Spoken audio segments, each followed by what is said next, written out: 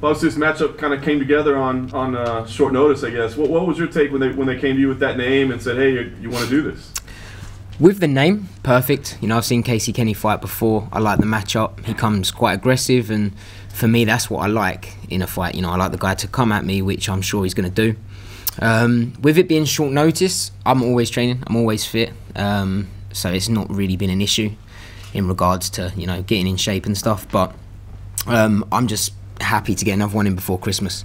You know, especially with the pandemic stuff that's going on. You know, it's kind of hit and miss when you're going to be able to fight again. So, you know, the fact that I can jump on Fight Island and get another one this year, amazing. Is it easier, like the timing of this one, man? I think about like the way the sleep schedule was for everybody, and this one's, you know, like kind of a normal time. Does that make? Do you feel like it makes a difference? Yeah, it's a tricky one. You know, it is nice to have a full fight camp. As I say, obviously, you know, I've been training all year round anyway. So it's actually quite nice to have a kind of fight on 3 weeks' notice, and you know, it's left me not having to overthink things. So, you know, 3 weeks in, out, go home, enjoy Christmas, as opposed to, you know, having 2-3 months to get ready and thinking about an opponent, etc. How about the fact that you don't have to fight in the middle of the night this time? Is that amazing? comfortable? Yeah, that's much better. You know, last time I was the first fight, so I was on at 1, which wasn't too bad, but yeah, you know, it's nice to be fighting at a reasonable time, and especially for my friends and family at home.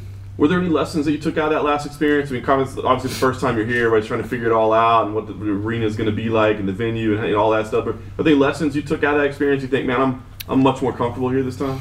Yeah, I just knew that coming here would be easy. You know, everything's done for us. We've got the Performance Institute that's supplying the food. You know, I don't have to get an Uber to a gym or any of that sort of stuff. I just train, stay in my room, you know, do your thing, and for me that's a lot easier. You know, I'm here on business, I'm not here for a holiday.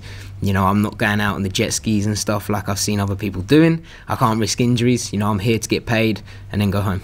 I like it. As far as the way the styles match up, I think a lot of people are expecting a pretty exciting fight. Do you think it's going to be exciting, or do you feel like you can dominate and maybe it won't be so exciting?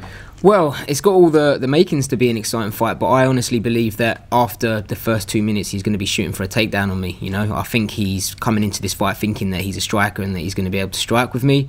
I'm confident in my abilities, so, you know, I like to see how it goes, and yeah, as I say, I'm just going to bring my A game, and, you know, hopefully it's enough for me on the night. I'm digging. Last thing for me, as you said, there's so much uncertainty right now, right? I mean, do you have kind of a master plan moving forward? I mean, I don't know if you can fight in the States or not.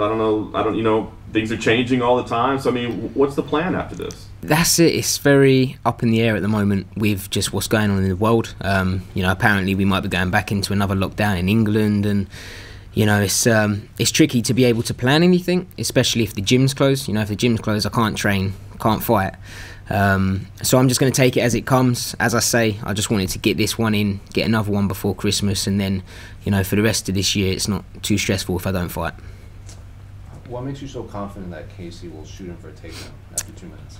I just believe that, you know, my striking's better than his. I know he's a black belt in jiu-jitsu. He's got a good wrestling pedigree. So, you know, I feel that he's going to come out confident from his last fight. Obviously, he tore the guy to pieces on the stand-up.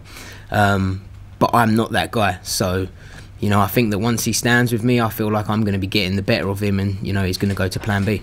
Did you watch that fight knowing that you most likely would fight him next, or did it kind of come after? No, if I'm honest, I haven't watched the whole fight either. I've just watched like most of it, but kind of sitting on my phone as well. So, but yeah, you know, I'm obviously not the guy that he fought. I'm a complete different fighter, a complete different striker. So it'll be interesting to see, but I'm excited.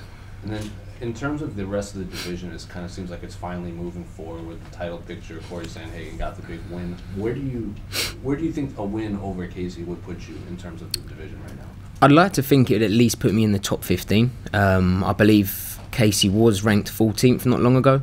So, you know, if I can get an impressive win over him, then, you know, I think that would put me in the top 15 at least. And then, you know, I'd just obviously like to work my way up and, you know, try and eventually get a shot at the gold.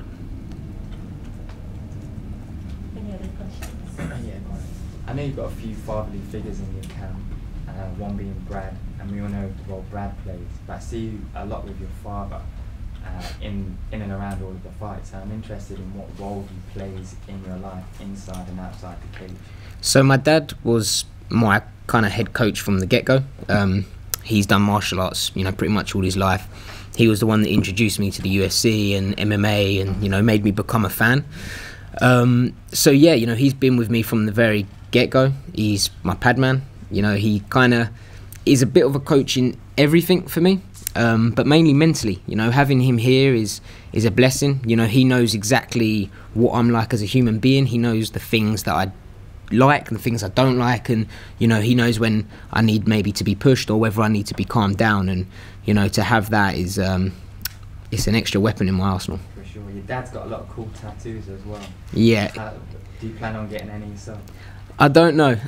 I did used to want to get him covered, but I couldn't afford it at the time. Now I can, but, you know, now I've kind of thought, everyone's got the tattoos, maybe I'll stay, you know, as a blank canvas. But yeah, we'll see. Cool. Thank you, Bob. Thank you. Cool. Thanks, guys.